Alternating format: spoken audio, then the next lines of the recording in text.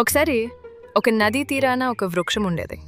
ఆ వృక్షం మీద ఒక చురుకైన వానరం ఉండేది. ఆ వృక్షం పండ్లతో నిండి ఉండేది, ముఖ్యంగా తీయని జామ పండ్లు. రోజు ఆ వానరం ఆ పండ్లను తినుతూ ఆనందంగా జీవించేది. ఒకరోజు ఆ నదిలో ఉన్న మగరమచ్చం తీరానికి వచ్చి అలసిపోయి నీరుగా ఉండగా వానరం దానిని చూసి, "నీవు అలసిపోయినట్టున్నావు, నీకు కొన్ని జామపండు కావాలా?" అని అడిగింది. మొసలికి చాలా ఆనందంగా అనిపించింది.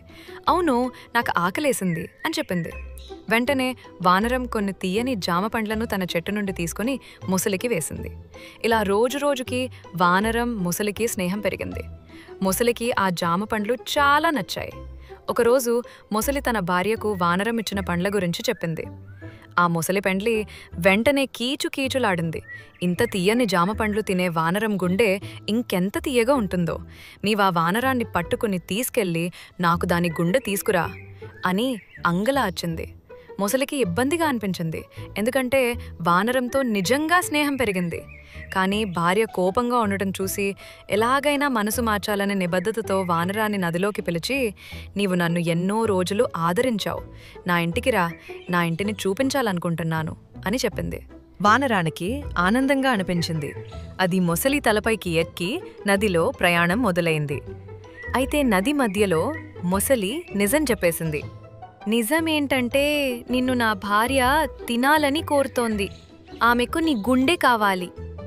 వానరం ఒక్కసారిగా షాక్ అయింది. కానీ వెంటనే తన తెలివిని ఉపయోగించి ఇలా చెప్పింది, "ఓ, నీవు ముందే చెప్పుంటే బావుండేది. నా గుండెను నేనది చెట్టుపై వదిలిపెట్టాను.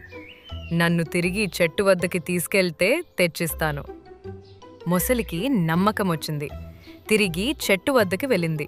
వెంటనే వానరం ఒక్క దూకుని చెట్టుపైకి ఎగబాకింది.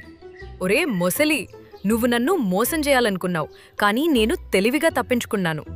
నిజమైన స్నేహితులు ఇలా కాదు" అని వానరం కోపంగా చెప్పింది. నైతిక పాఠం: బుద్ధితో ప్రమాదం నుంచి తప్పించుకోవచ్చు, నమ్మకాన్ని ఎప్పుడూ ద్రోహించకూడదు.